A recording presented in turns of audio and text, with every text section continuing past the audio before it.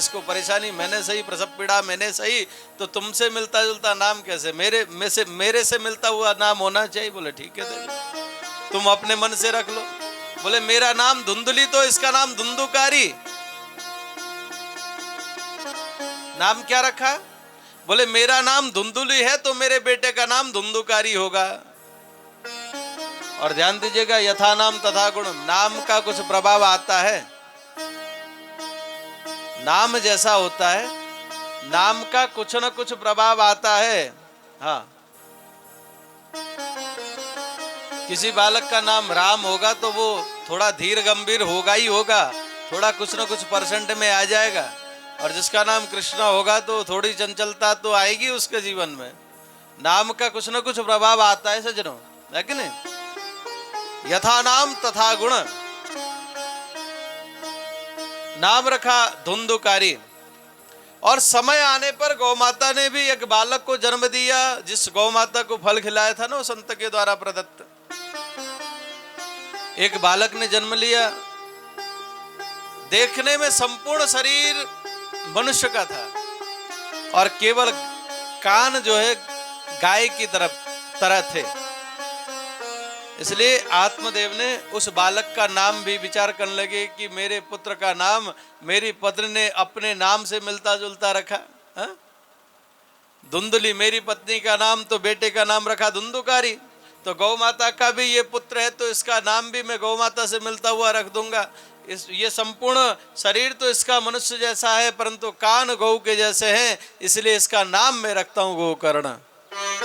नाम रखा गोकर्ण। और यहाँ पर 4 कुमार कहते हैं कि यत काले न तो जातो तरुणो तनया भूवो गोकर्ण पंडितो ज्ञानी धुंधुकारी महाखलः। दोनों बालक बड़े होने लगे। गोकर्ण महान पंडित हुए, पंडितो ज्ञानी ही, और धुंधुकारी महाखल। धुंधुकारी जो था बड़ा मूर्ख रहा, बड़ा दुष्ट अत्याचारी हुआ। एकदा पितरो ताड्यत पात्राणि स्वयमाहरत, पिता को परेशान कर दिया धुंधुकारी ने। चोरी करने लगा, डकैती करने लगा। अब जिस समाज में पिता का अच्छा नाम हो, उस समाज में उस पिता का पुत्र अभद्र कर्मों को, बुरे कर्मों को करे तो पिता को अच्छा थोड़ी नहीं लगेगा। आत्मदेव कहने लगे, बोले बेटा मेरा इतना समाज में प्रतिष्ठा है, मान सम्मान है, लोग वाग सब मानते हैं, और तू है कि अभक्ष भोजन कर रहा है, चोरी कर रहा है, डकैती कर रहा है, ये ठीक नहीं है बेटे। तू मेरे नाम पे कलंक मत लगा।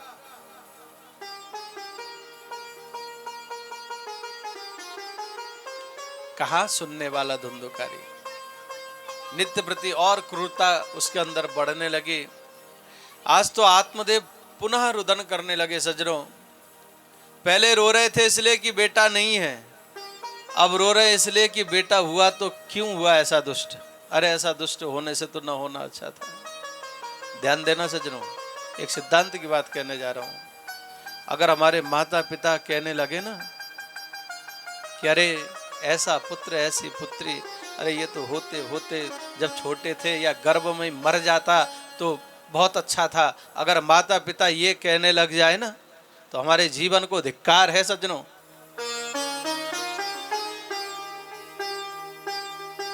और माँ ये कहने लग जाए कि इसने मेरे कोख को कलंकित किया, तो धिक्कार है ऐसे बच्चों के लिए। माता पिता अपने बच्चों की प्रशंसा न करें, ऐसा कार्य करिए। बूढ़े माता पिता आपकी प्रशंसा करते हुए न थकें। बूढ़े माता पिता आपकी प्रशंसा, वैसे तो हर माता पिता कितने भी बुरे क्यों ना हो सज्जनों, अपने माता पिता अपने बालकों की प्रशंसा करते हैं, कभी बुरा नहीं बोलते हैं। परंतु जब अति हो जाती है तभी माता पिता के मुख से अपने बच्चों के ऊपर थोड़ा कुछ निकलता है, कैसे भी हो।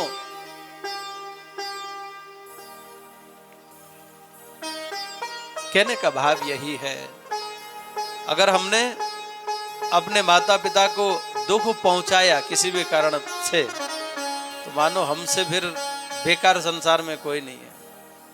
धिक्कार है ऐसे संतानों को।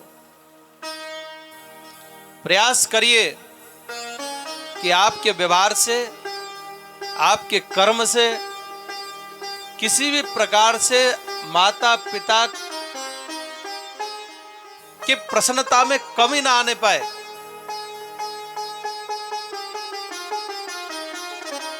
अगर आप इसमें सफल हो गए तो आपने चारों धाम कर लिया सज्जनों, आपने सब कुछ कर लिया। अगर ऐसा नहीं हुआ तो सब कुछ करने के बाद भी ठन लाल मदन गोपाल आपके पास कुछ नहीं है, 0/0 हो। रुदन करने लगे आत्मदेव, ऐसा बेटा क्यों हुआ मेरा। रो रहे थे। उसी समय जो गौ माता से उत्पन्न जो पुत्र थे ना गोकर्ण, गोकर्ण जी आए। गोकर्ण जी ने आकर के पिता को समझाया, पिताजी क्यों रो रहे हो। संपूर्ण बात बतलाई पिता ने बेटे को। बोले बेटा गोकर्ण, तेरे भाई ने मुझे कहीं का नहीं छोड़ा। बड़े प्रेम से गोकर्ण जी समझाने लगे, पिताजी ये संसार ही दुखालय है। संसार को दुखालय बताया सज्जनों। दुखालय में दुख मिलेगा तो कोई बड़ी बात नहीं है, क्योंकि पुस्तकालय में पुस्तक मिलता है, भोजनालय में भोजन मिलता है, औषधालय में दवाइयाँ औषधि मिलती हैं, और यहाँ पर दुख मिल रहा है तो कौन सी बड़ी बात है। बोले क्योंकि ये दुखालय है, वही मिलेगा। पिताजी न चंद्रस्य सुखम किंचिल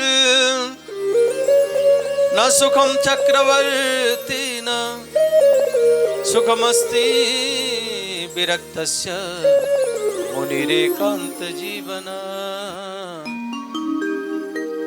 पिताजी कोई भी सुखी नहीं है संसार में। धनहीन कहे धनवान सुखी। जिसके पास धन नहीं है वो विचार करता है धनी कितना सुखी होगा। जिसके पास पैसा है, धन है, वो कितना सुखी होगा। धनवान कहे सुख राजा को भारी। और धनवान कहता है कि वाह देखो हमारे एमएलए साहब हैं, कितने सुखी होंगे हैं। राजा कहे महाराज सुखी। विधायक जी कहते होंगे देखो मंत्री पद में कितना सुख है। और जो मंत्री पद में है वो सोचते होंगे कि देखो हमारे प्रधानमंत्री जी कितने सुखी हैं। राजा कहे महाराज सुखी, महाराज कहे सुख इंद्र को भारी। और प्रधानमंत्री साहब कहते होंगे देखो इंद्र स्वर्ग का देवता जो राजा है ना, वहां कितना सुख होगा। इंद्र कहे चतुरानन को सुख।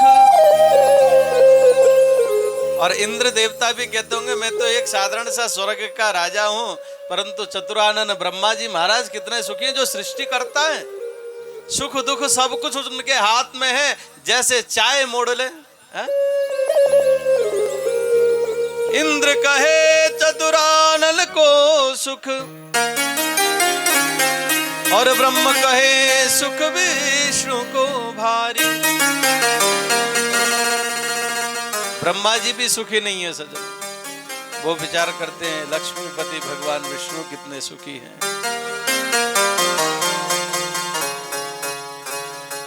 और संत शिरोमणि सुखदेव श्री तुलसीदास जी महाराज कहते हैं,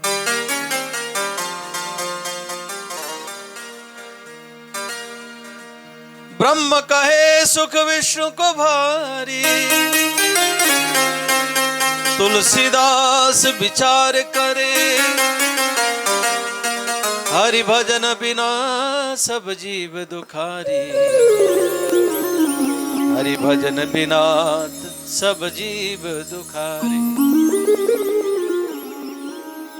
और भगवान के भजन के बिना सब दुखी हैं सज्जनों।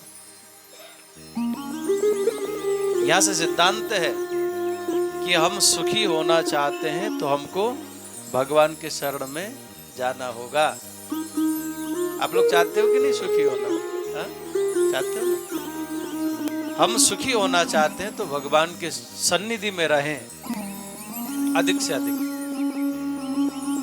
मैं नहीं कहता 24 घंटे घर बार छोड़ करके माला झोली लेकर के बाबा जी हो जाओ, जरूरी नहीं है। अपने घर में रहिए, घर को ही वृंदावन बनाइए, घर को ही मंदिर बनाइए, घर में प्रेम का माहौल बनाइए। जहां पर प्रेम है वहीं भगवान है सज्जनों। हमें घर को खूब भवन नहीं बनाना है, हमें घर को मंदिर बनाना है। अपने जिम्मेदारी का निर्वाहन करते हुए प्रेम के साथ घर में हम रहेंगे तो घर ही मंदिर हो जाएगा सज्जनों। और यदि हमारे अंदर में वो भाव नहीं है तो फिर मंदिर में जाकर के भी हम उसको भी युद्ध भूमि बना देंगे। धाम में जाकर के भी वो धाम प्रभाव हमारे ऊपर नहीं करेगा। कल मैंने निवेदन किया था, हमारे अंदर भाव है तो हमारे पास में किसी चीज का अभाव नहीं रह सकता। ठीक, तो हमारे अंदर प्रेम है तो हम जहां जहां जाएंगे वहां वहां दिव्यता आएगी। हमारे अंदर ही नहीं है तो फिर कहां से क्या आएगा सज्जनों? विचार करना जरा। सपोज दैट हमारे मन में अगर आनंद है, यजमान जी, हमारे मन में अगर आनंद है तो हम मरुभूमि में भी जाएं, सारा की रेगिस्तान में भी जाएं तो वहां भी आनंद आता है। और हमारे अंदर आनंद अगर नहीं है, हम परेशान हैं, दुखी हैं, व्याकुल हैं, कष्ट से पीड़ित हैं, तो आप श्रीनगर की वादियों में भी जाओ, आपको आनंद नहीं मिल सकता। मिल सकता है? इसलिए जरूरत है अंदर के प्रेम को बढ़ाने की। उस भाव के साथ में हम घर में रहें। क्या हमारी जिम्मेवारी है, क्या हमारा कर्तव्य है, उस कर्तव्य का निर्वाहन करते हुए प्रभु से प्रेम करें। देखो आनंद ही आनंद है।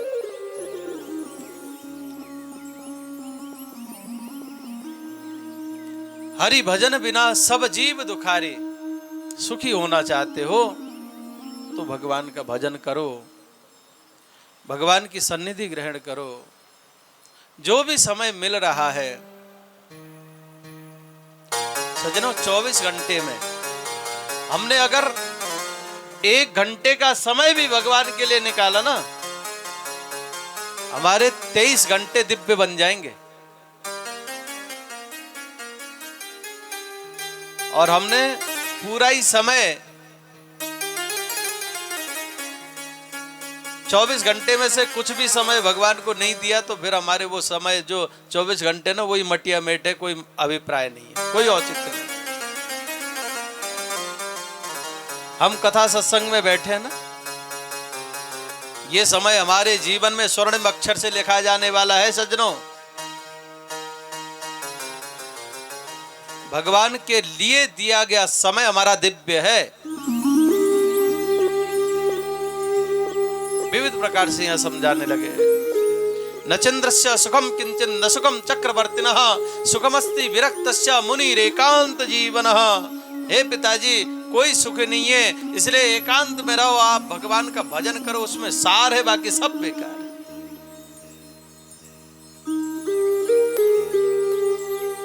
पिताजी, आप कहते हो कि बेटे ने रुलाया, बेटे ने साथ नहीं दिया। अरे साथ बेटा क्या देगा, बेटी क्या साथ देगी, सगे संबंधी कहां तक साथ देंगे। पिताजी, हमारा देह भी हमारा साथ नहीं देता।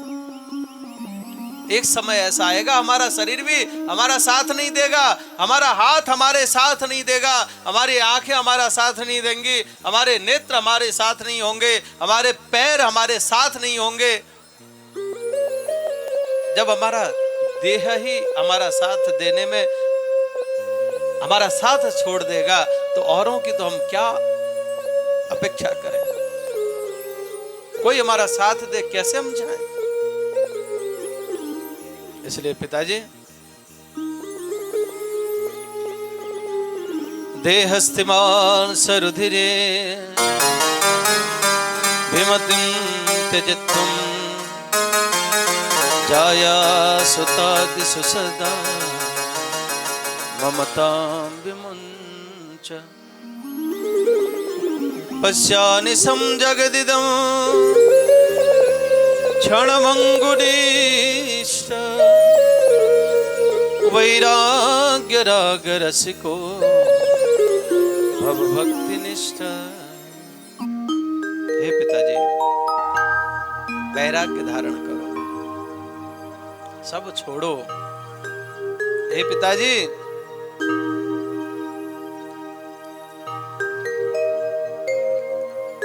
धर्म भजस्व सततम।